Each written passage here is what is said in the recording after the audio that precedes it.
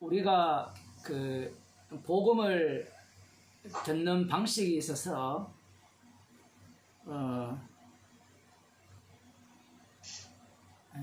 자기 자신을 이 중심으로 두고 복음을 듣게 되면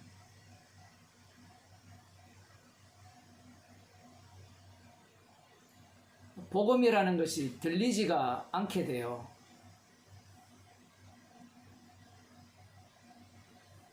달리 표현하면 그 목사가 복음을 전할 때 사람을 중심으로 복음을 전하게 되면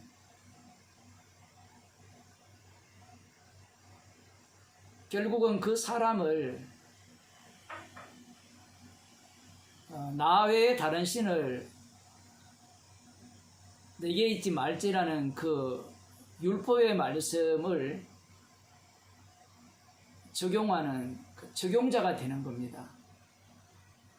앞서서 제가 설교 시간에 주님께서는 만드시고자 하는 나라가 제사장 나라거든요. 제사장 나라와 왕의 나라는 달라요.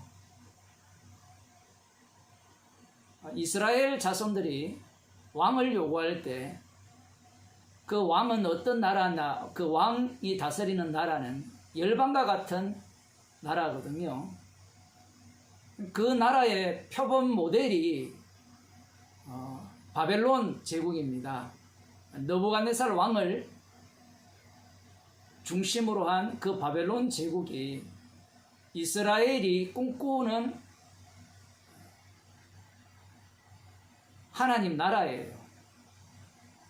그들이 왕을 요구했을 때는 그러한 나라를 고대한 겁니다.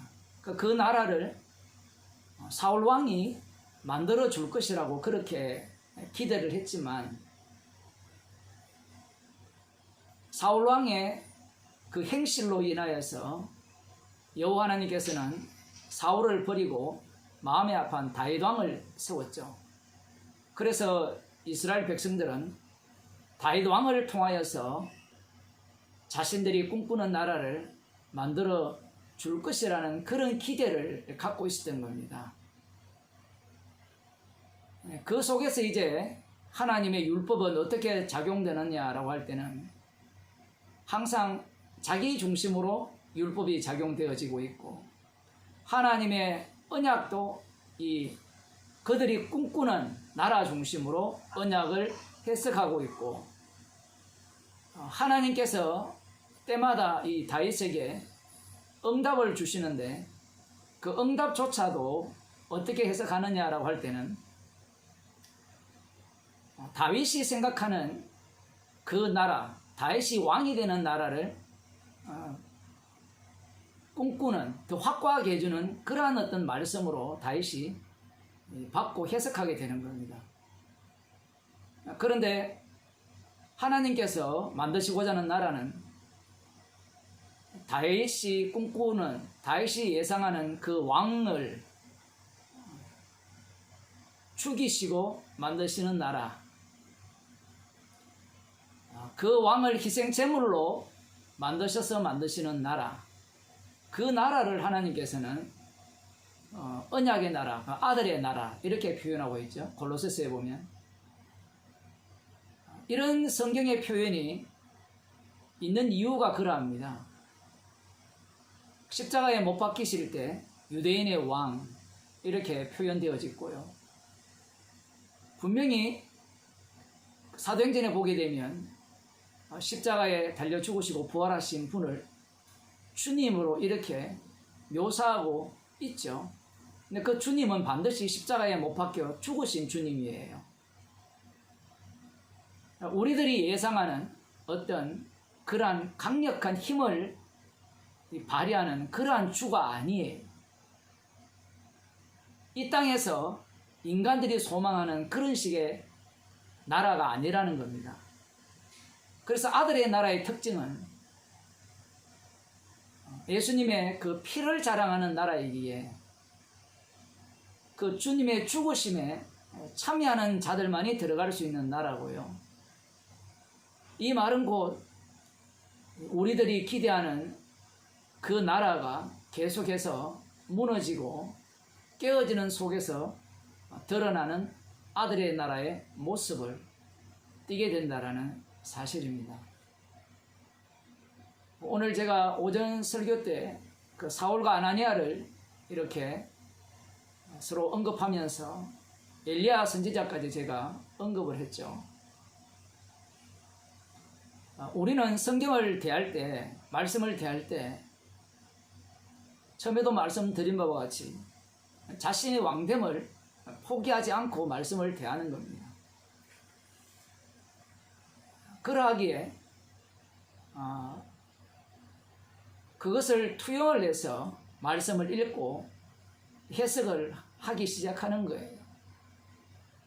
놀랍게도 사도행전에 우리가 지금까지 살펴본 그 9장 18절까지 살펴본 이 내용들을 조금 돌아보면 홀로 독단적으로 신앙생활하는 사람은 없습니다.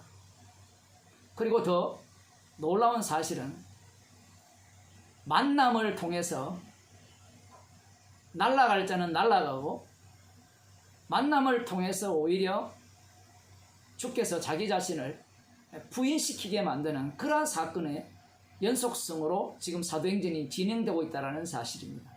그 이유는 예수님이 주가 되셔서 성령을 통해서 친히 일하시기 때문에 그래요. 이 빌립 집사가 사마리아 사람들과 만났을 때도 빌립 집사가 왕창 무너지는 만남이죠. 그 본문에서는 그런 식으로 전개되지 않지만 빌립 집사는 분명히 이 사도들에 의해서 성령이 충만한 자로서 그 7 집사로 세움을 받았잖아요. 그러면 나름대로 독립적으로 주의 일을 할 수 있다라고 생각을 했을 겁니다. 우리들도 그러하잖아요. 그죠? 그렇지 않나요? 나 이제 어느 정도 복음을 알았다 싶으면 나 홀로 독립적으로 뭔가 충분히 복음을 전할 수 있다라고 생각하는데 그 생각을 없앨 수는 없어요. 인간이기 때문에. 그런데 주님의 사용하시는 그릇이라면, 긍휼의 그릇이라면 주께서 이 상황 속으로 내몰아서 사마리아 지역에 복음을 전하게 하셔서 빌립 자신이 할 수 있는 것은 아무것도 없다는 것을 이렇게 밝혀주시고 오직 빌립은 십자가를 전가하는 긍휼의 그릇으로서 주께서 시키는 대로만 살려지는 인생으로 드러나게 하시는 겁니다. 그 아까 뭐 우리 심 집사님 되게 우리 한경자 집사님께서 잠시 그런 말씀을 하셨다고 그러는데 이런 설교를 처음 듣는다 하셨는데 맞습니까? 예, 김성수 목사 설교도 들었고 이장호 목사 설교도 들었고 신윤식 목사 설교 들었는데 이런 설교를 처음 듣는다라고 할 때는 우리 집사님이 수준이 낮아서 그분들의 설교를 이해 못한 것은 아니라고 제가 생각되어지고 왜 이런 설교가 처음 들리느냐라고 할 때는 설교자들이 설교를 할 때 듣는 사람들을 어떻게 보느냐에 따라서 설교가 달라지거든요. 지금 성경은 사울이 되었든 아나니아가 되었든 빌립 집사가 되었든 베드로가 되었든 십자가 앞에서는 다 죄인으로 드러나고 십자가를 앞에서 죄인임을 안다는 얘기가 아니고요. 다 알아요. 이들이 다 아는데 아나니아도 다 알죠. 그 정도 모르겠습니까? 아는데 아는 것이 아무런 소용이 없다라는 것이 주님이 지금 또 일하시는 방식이에요. 그러면 우리가 복음을 듣고 알았다고 했을 때 복음을 듣고 아는 것은 맞죠. 누구나 다 알고 듣고 알았으니까.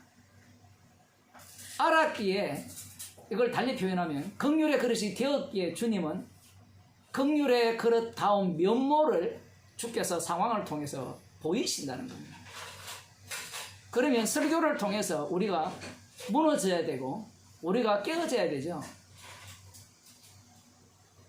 오늘 또 십자가와 만나는 그런 사건이 일어나야 되는데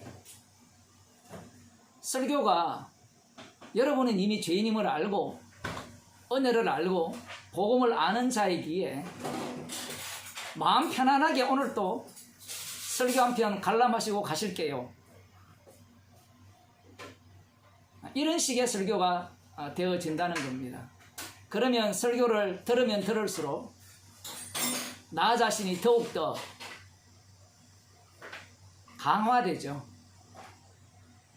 이 강철같이 딱딱해지기 시작합니다. 나의 구원 중심으로. 그러면서 이제 나는 복음을 더 확실하게 알아. 이전에는 잘 몰랐는데 이제는 더 확실하게 알아.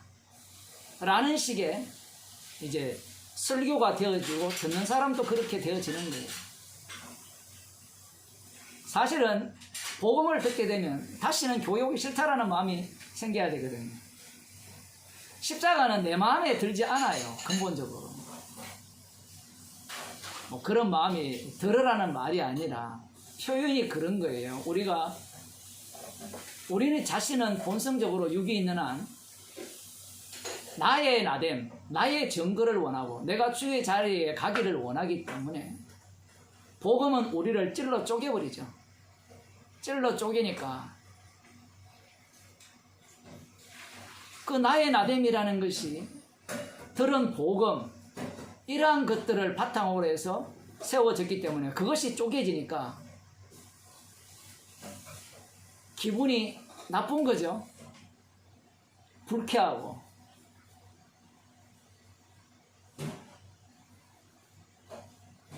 놀랍게도 주님은 이런 이 기분 나쁨과 불쾌함을 그대로 담아서 십자가 지신 주님 홀로 일하심을 보여주는 도구로 자기 백성을 사용한다는 겁니다.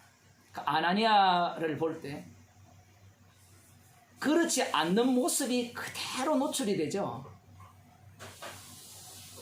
우리가 예상한 바와 전혀 다르게 아나니아가 자기의 모습을 노출하는 겁니다. 이것을 달리 표현하면 말씀 앞에 낱낱이 자신이 찔러 쪼개지는 겁니다. 히브리서 4장에 나오는 말씀처럼.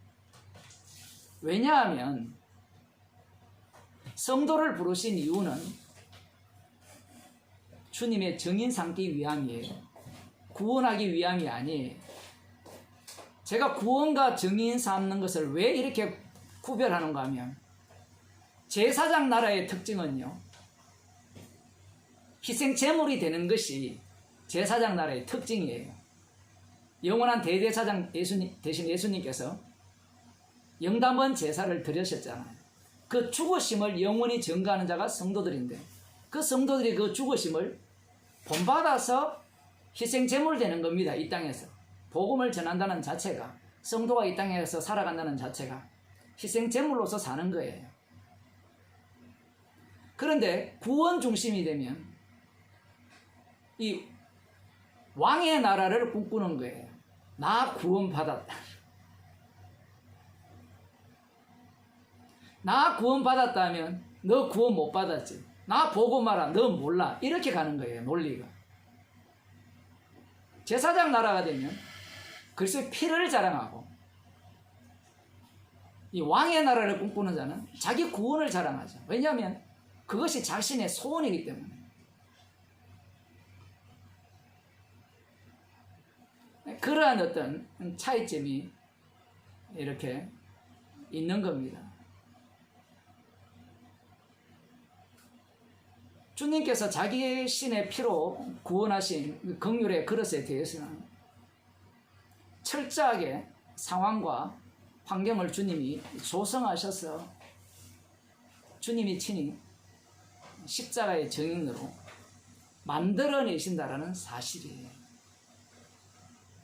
주님이 만들어내신다는 것을 믿지 못하게 되면 목사가 복음전에서 이 죄인을 만들려고 하고 이런 복음을 그런 설교를 들으면서 자신이 죄인 되어서 자신이 의롭다라고 여기면서 구원받았다라는 자랑을 하게 되겠죠. 십자가로부터 출발했는지 아니면 나로부터 출발했는지 이 복음 앞에 다 낱낱이 드러나게 되어 있습니다.